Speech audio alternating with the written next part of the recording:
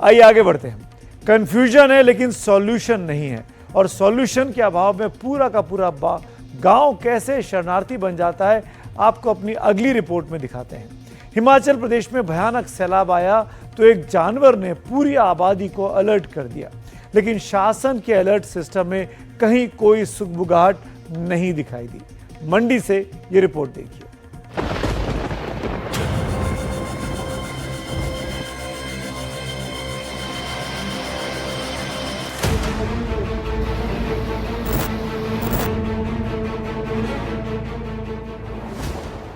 जब आधी रात को मंडी के सियाठी गांव में पहाड़ जैसी आपदा आई, तब कैसे एक कुत्ते ने पूरे गांव की जान बचाई।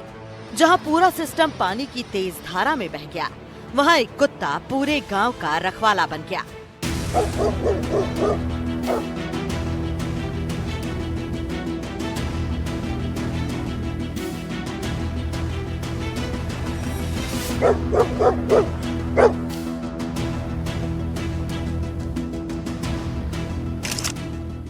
पूरी कहानी को समझने के लिए पहले आप ये तस्वीर देखिए। मंडी से करीब 60 किलोमीटर दूर सियाठी गांव की ये फोटो खासी वायरल हुई थी, जिसमें दिख रहा है कि एक टूटी पहाड़ी पर एक मकान टिका हुआ है। एनडीटीवी की टीम जब 5 किलोमीटर पैदल चलकर सियाठी गांव की ओर पहुंची, तो पता चला कि अब भी भूस्खलन हो रहा है। रास्ते सारे कट गए हैं और ये मकान जिस तरह पहाड़ के एक हिस्से पर टिका था, वो भी 5 जुलाई को टूटकर नीचे गिर गया। अब सियाठी गांव की ताजा तस्वीर ये है। पूरा गांव मलबे में बदल चुका है।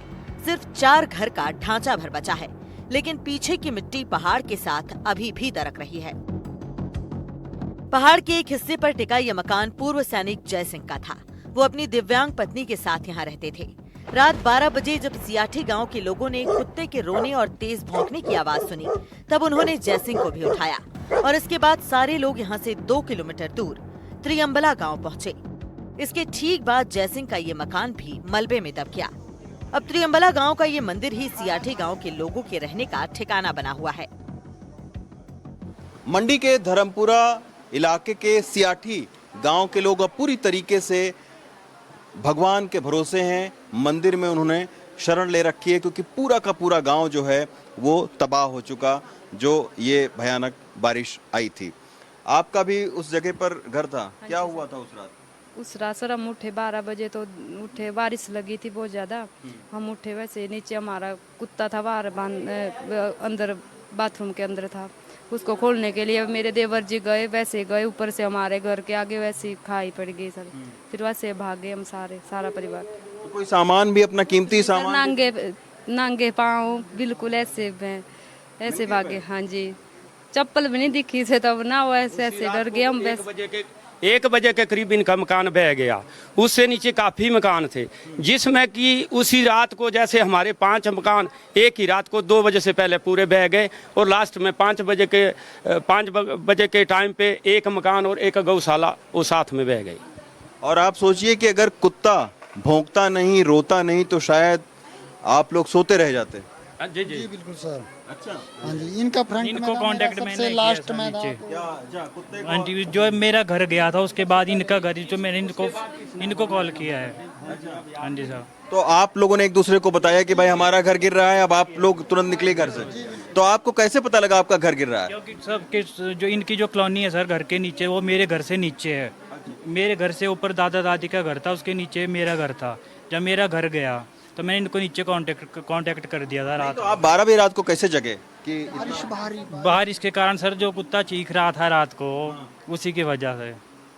तो आप सोचिए कि रात को 12 बज रहा था, कुत्ता अचानक चीखा, रोने लगा, तो ये उठे, इन्होंने देखा पीछे की नाला है से बहुत तेजी के साथ में पानी आ रहा है, और 10 मिनट के भीतर पूरा घर कोई सामान, सारा सामान चला गया। टोटली सर, मतलब नंगे पाँव हैं सारे, यही है जो मतलब पहना हुआ था। अब यहीं खाना पानी हो रहा है, बच्चे यहीं से स्कूल जा रहे हैं। आसपास के लोग मदद भी कर रहे हैं, लेकिन नैना देवी के मंदिर में गांव वाले कब तक रहेंगे, फिलहाल नहीं कहा जा सकता। जिन घरों में रहते थे वो मिट्टी में मिल चुके हैं। एक मुद्दा ये भी है कि हिमाचल प्रदेश में 65% जमीन फॉरेस्ट लैंड में आती है, जिसका स्वामित्व केंद्र सरकार के पास है। कि वो केंद्र से संपर्क बनाए और जैसे कैसे भी है इनको जो कहीं ना कहीं ज़मीन मुहैया करवाएं। अच्छा, और घर जो खत्म हो गए उसके लिए मुआवजा भी केवल 10,000 रुपए मिला है इनको। जी जी, अच्छा, जिस प्रशासन और की तरफ से मिला है 10-10 हज़ार रुपये। एसडीएम साहब उस दिन यहाँ पर पहुँचे थे, बाद में विधायक साहब भी आए हैं, सीएम साहब भी आए हैं, उन्हें आश्वासन दे के गए हैं कि आपको उचित राशि दी जाएगी जिससे आपका अच्छा घर बन जाएगा, और आपको जगह के लिए भी हम पत्राचार द्वारा सेंटर से गुहार लगाएंगे। तो आप सोचिए कि पिछले 10 दिन से ये लोग मंदिर में हैं, कब तक इस मंदिर में रुकेंगे कुछ पता नहीं है। सरकार से बस यही अपील है कि जल्द से जल्द इनको जमीन और पैसा मुहैया कराया जाए ताकि ये फिर से अपने घरों में जा सके। धर्मपुरा से जेवियर के साथ रवीश रंजन शुक्ला, एनडीटीवी इंडिया। दरअसल दिक्कत यह है कि हमारा सिस्टम मौसम के पूर्वानुमान से आगे नहीं बढ़ पाता। कम से कम पहाड़ों पर बसे दूर दराज के इलाकों में तो यही दिखाई देता है। पहाड़ों पर रहने वाले लोगों को आपदाओं से बचाने के लिए प्रशासन की अहम जिम्मेदारी बनती है। अब आप इसको 4 पॉइंट में समझिए। भूस्खलन और बाढ़ के प्रति संवेदनशील क्षेत्रों की पहचान करके गांव-गांव में जानकारी पहुंचानी चाहिए। मलबे वाले क्षेत्रों, नदी नालों के किनारे पर निर्माण बहुत सख्ती से रोकें और हटाए जाने चाहिए। मौसम के पूर्वानुमान से आगे बढ़कर आरंभिक चेतावनी सिस्टम को लोकल लेवल पर ज्यादा मजबूत बनाना चाहिए। बाढ़, बारिश, भूकंप झेलने वाले निर्माण तकनीक को बढ़ावा और इसके लिए प्रशिक्षण भी देना चाहिए। ये सब सरकार के काम है, लेकिन कितना करती है आप खुद समझ सकते हैं।